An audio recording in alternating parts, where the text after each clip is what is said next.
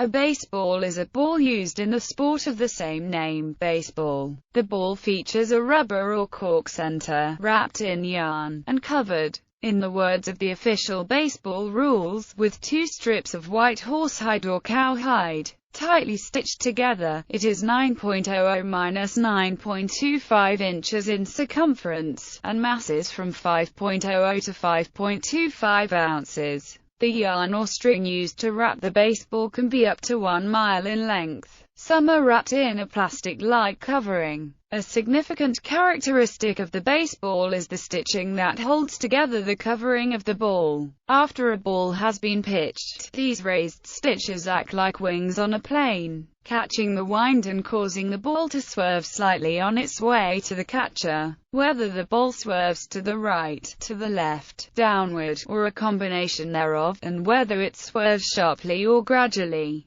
depends on which direction, and how fast, the stitches have been made to spin by the pitcher. See, for example, curveball, slider, 2-seamed fastball, 4-seam fastball, sinker, cutter. History. In the early, mid-1800s days of baseball, there was a great variety in the size, shape, weight, and manufacturing of baseballs. Early baseballs were made from a rubber core from old, melted shoes, wrapped in yarn and leather. Fish eyes were also used as cores in some places. Pitchers usually made their own balls, which were used throughout the game, softening and coming unraveled as the game went on. One of the more popular earlier ball designs was the lemon peel ball, named after its distinct 4 lines of stitching design. Lemon peel balls were darker, smaller, and weighed less than other baseballs, prompting them to travel further and bounce higher, causing very high-scoring games.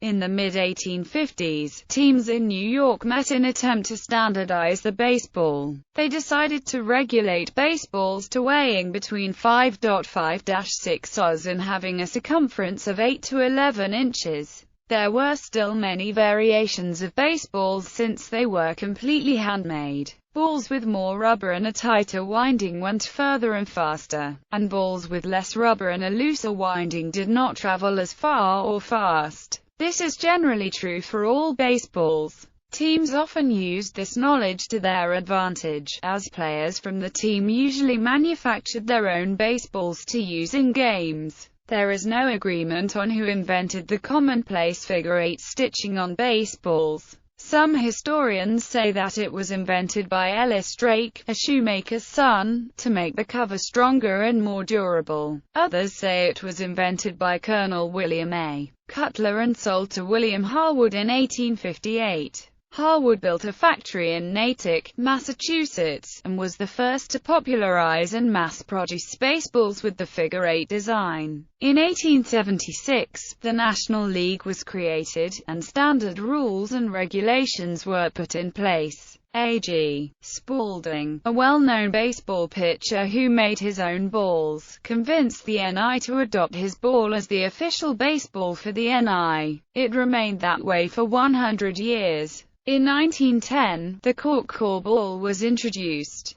They outlasted rubber core baseballs, and for the first few years they were used, balls were hit farther and faster than rubber core balls. It eventually went back to normal. In 1920, a couple of important changes were made to baseballs. They began to be made using machine winders and a higher grade of yarn from Australia. Although there was no evidence that these balls impacted the game, offensive statistics rose throughout the 1920s, and both players and fans believed that the new balls helped batters hit the ball farther. In 1925, Milton Reach patented his cushion cork center. It was a cork core surrounded by black rubber, then another layer of red rubber. In 1934, the National League and American League came to a compromise and standardized the baseball. They agreed on a cushion cork center, 2 wrappings of yarn, a special rubber cement coating, 2 more wrappings of yarn, and, finally, a horsehide cover. Baseballs have gone through only a few small changes since the compromise.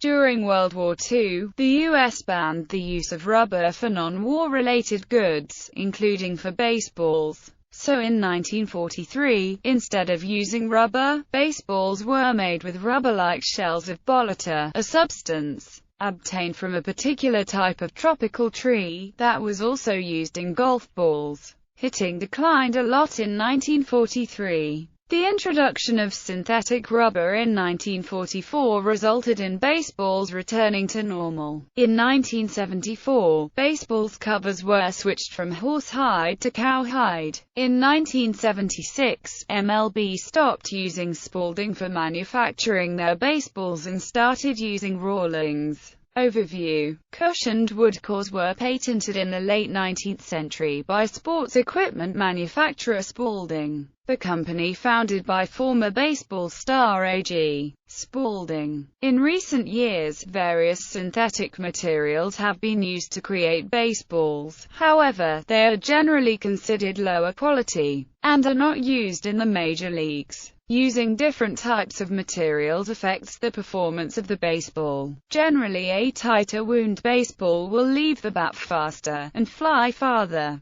Since the baseballs used today are wound tighter than in previous years, notably the deadball era that prevailed through 1920, people often say that the ball is juiced. The height of the seams also affects how well a pitcher can pitch. Generally, in Little League through college leagues, the seams are markedly higher than balls used in professional leagues. In the early years of the sport, only one ball was typically used in each game. Unless it was too damaged to be usable, balls hit into the stands were retrieved by team employees in order to be put back in play, as is still done today in most other sports. Over the course of a game, a typical ball would become discolored due to dirt, and often tobacco juice and other materials applied by players. Damage would also occur, causing slight rips and seam bursts. However, after the 1920 death of batter Ray Chapman after being hit in the head by a pitch,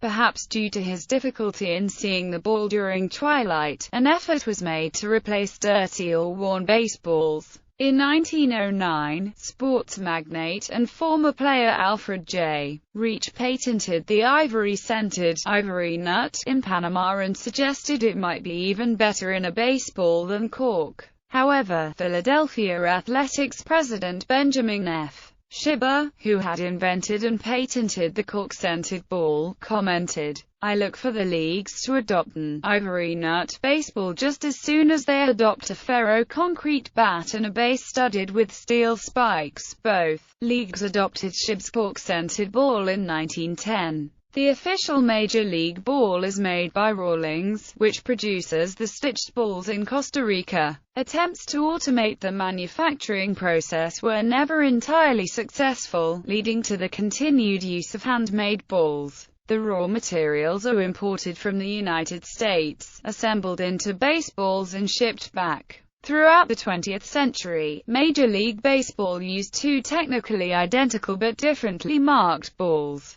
The American League had official American League, and the American League's president's signature in blue ink, while National League baseballs had official National League, and the National League president's signature in black ink. According to Bob Feller, in the 1930s, when he was a rookie, the National League baseball laces were black, intertwined with red. The American Leagues were blue and red. In 2000, Major League Baseball reorganized its structure to eliminate the position of league presidents, and switched to one ball specification for both leagues. Under the current rules, a Major League Baseball weighs between 5 and 5¼ ounces, and is 9 to 9¼ inches in circumference. There are 108 double stitches on a baseball, or 216 individual stitches. Today, several dozen baseballs are used in a typical professional game, due to scratches, discoloration, and undesirable texture that can occur during the game.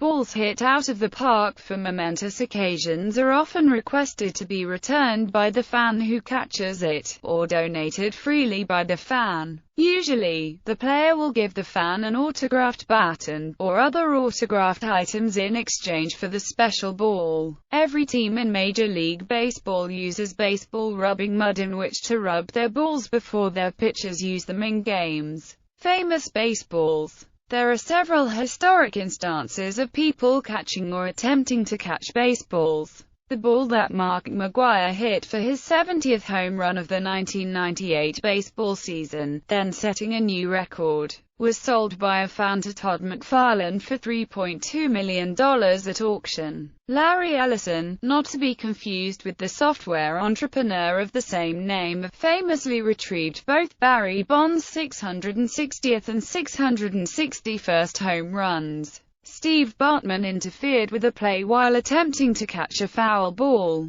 causing the Chicago Cubs not to get an out in the inning. During the 2003 NLCS, the loose ball was snatched up by a Chicago lawyer and sold at an auction in December 2003. Grant DePorter purchased it for $113,824.16 on behalf of Harry Caray's restaurant group. In 2005, the remains of the ball were used by the restaurant in a pasta sauce. While no part of the ball itself was in the sauce, the bowl was boiled in water, beer, vodka, and herbs, and the steam captured, condensed, and added to the final concoction. Barry Bonds' 73rd home run of the 2001 season. It was the last home run of his historic, record-breaking season, where he broke Mark McGwire's single-season home run record. Ownership of the ball generated controversy, and litigation resulted between the two people that claimed to have caught it.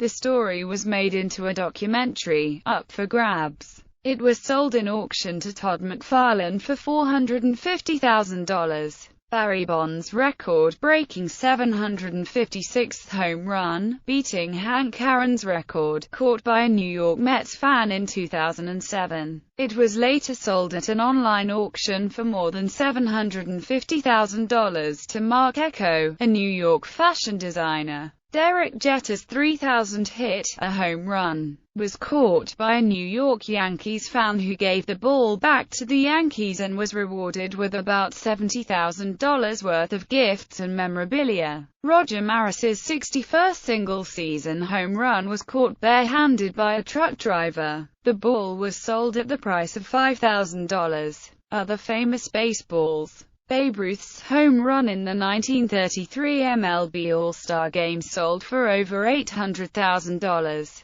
It was also signed by him. Hank Aaron's 755th home run ball sold for $650,000 at auction in 1999. The ball was kept in a safety deposit box for 23 years after groundskeeper Richard Arndt was fired from the Braves for not returning the ball, even though he had attempted to the previous day. A baseball signed by both Joe DiMaggio and Marilyn Monroe in 1961 during spring training in Florida sold for $191,200 in auction. The ball that rolled between Bill Buckner's legs during the 1986 World Series sold for $418,250 at auction in July. This was the play that forced a Game 7 with the New York Mets and caused the Boston Red Sox to ultimately lose the series.